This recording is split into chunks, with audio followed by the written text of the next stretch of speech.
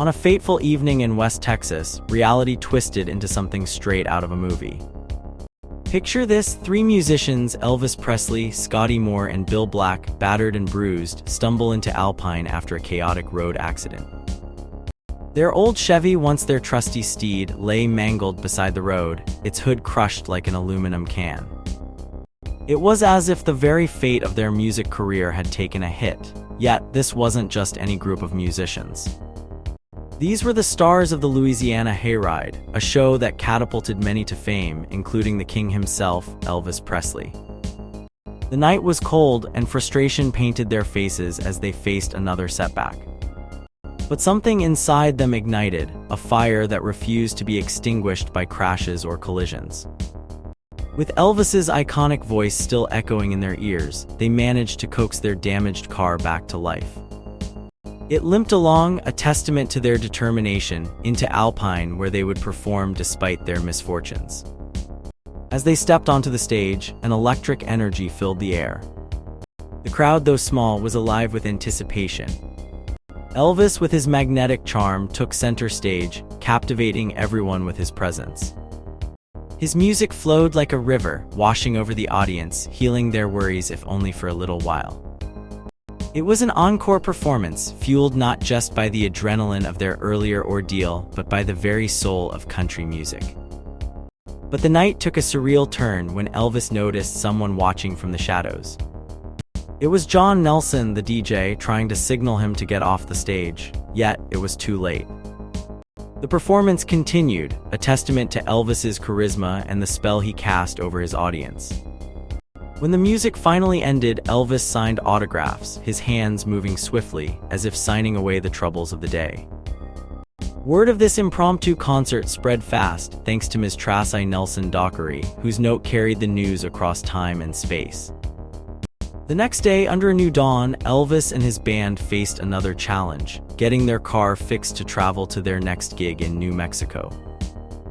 Little did they know, help was on the way from an unlikely source, Colonel Tom Parker, their manager, who would arrange their transportation as a favor. This was just the beginning of Elvis's journey, a journey marked by unexpected twists, from performing in small towns to becoming a national sensation. His music, raw and powerful, spoke to people in a way few could match. And it all started with a broken car and a performance that defied expectations, proving that sometimes the most significant moments arise from the most unexpected situations. In 1955, Elvis Presley's star was rising fast. He began performing at the Cotton Club in April and kept coming back until people realized the venue was too small for his growing fame.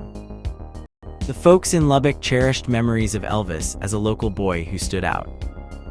There was a story about some rough guys attacking him after a show at Fair Park, but Elvis had the last laugh, kicking them all back to Tupelo.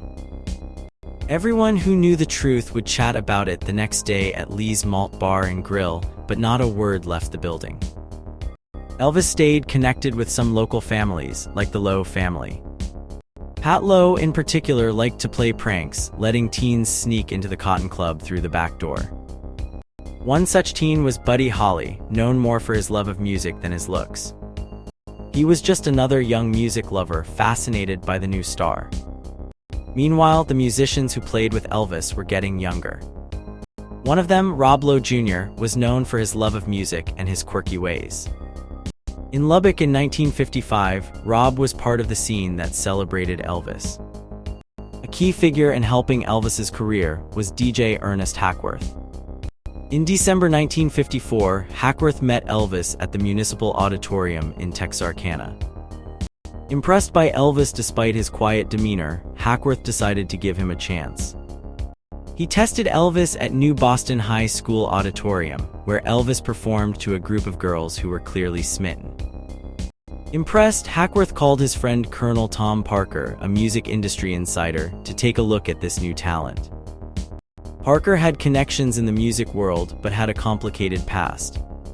In the 1940s, he worked with Eddie Arnold, but their friendship ended over a dispute. By 1955, Parker was backing Hank Snow, a popular country singer. When Hackworth suggested Elvis to Parker, he agreed to check him out, especially after reading a positive review in Billboard magazine about Elvis's performance. Parker then worked with Bob Neal, Elvis's manager at the time. They decided to book Elvis for the Louisiana Hayride show in Shreveport and follow it with a tour of West Texas. This tour included stops in Lubbock, where Elvis blew the crowd away, and other towns. Slim Willett, a local DJ, was amazed by Elvis's performance and urged his friend Seed Foster to see him perform in Abilene. At the Fair Park Auditorium in Abilene, Elvis's performance left everyone speechless. A young girl fainted, and Seed Foster was convinced he needed to bring Elvis to Breckenridge. After the show, Elvis had to escape from a group of overly enthusiastic fans, showing his charm and quick thinking.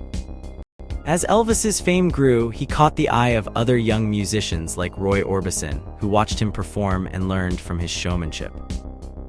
These interactions were crucial in shaping the music scene of the time, marking the beginning of a new era in rock and roll. Backstage after performances, Elvis would often find himself surrounded by admiring fans, especially young girls who were captivated by his charisma and talent. These encounters were a testament to his growing influence and the excitement he brought to the music world. As Elvis's career accelerated, it's interesting to note what was happening in the wider world. In February 1955, political shifts were happening in Russia with Nikita Khrushchev rising to power, and in the United States, future President John F. Kennedy was recovering from surgery and writing a book that would later win a Pulitzer Prize. These events, though far removed from the music scene, highlight the diverse happenings of that era. In the small town of Texarkana in 1955, three hungry musicians found themselves at the perfect spot to refuel before a big show. This spot was a little barbecue place just south of the town, run by owners eager to serve Elvis Presley, Scotty Moore, and Bill Black. Even though most people think barbecue tastes best late at night, these musicians needed to eat early to keep their energy up for their journey and future meals. Elvis had been coming to Texarkana for some time, even before his fame exploded. In February 1955, he and his band stopped for ribs, coleslaw, and beans during the day. They stuffed themselves to prepare for their long drive to their next show in Texarkana. The town always welcomed Elvis warmly, especially after he became famous following his appearances on the Louisiana Hayride and in nearby New Boston. When Elvis performed in Texarkana, the crowd was ready to party. They knew his energetic shows would start with a dance tune, and they eagerly awaited his entrance. Elvis's performance was electrifying. His moves made the crowd sigh, jiggle, and cheer. In a playful moment, he tossed his bow tie into the crowd, starting a fun scuffle that didn't stop his song. Bill Black, laughing so hard he could barely play, showed how much joy Elvis's music brought to everyone. After the show, fans rushed backstage hoping for a piece of Elvis's clothing or an autograph. Though disappointed at first, they settled for photos and autographs. Elvis's playful nature continued, as he once removed his shirt and signed it for a fan, adding a personal touch to the souvenir.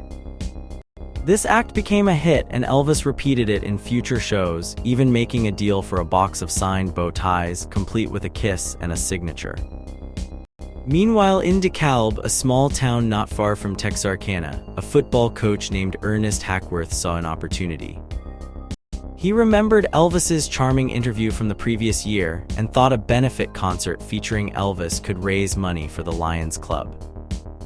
The football team was excited, seeing this as a chance to draw a big crowd. However, their coach disagreed, worried about the reputation of a singer known for his provocative stage antics. A heated argument broke out between the coach and Morris Hodgson, a linebacker on the team. Hodgson defended Elvis, calling him modern and explaining that the kids would love him. The disagreement turned physical, with both men exchanging punches. In the end, the principal allowed the concert to happen but forbade Hodgson from confronting the coach again. The concert was a huge success. Tickets sold well, filling the gymnasium to capacity. Local musician Betty Amos joined the show, performing with Scotty Moore, Bill Black, and Jimmy Day, who had traveled from Memphis.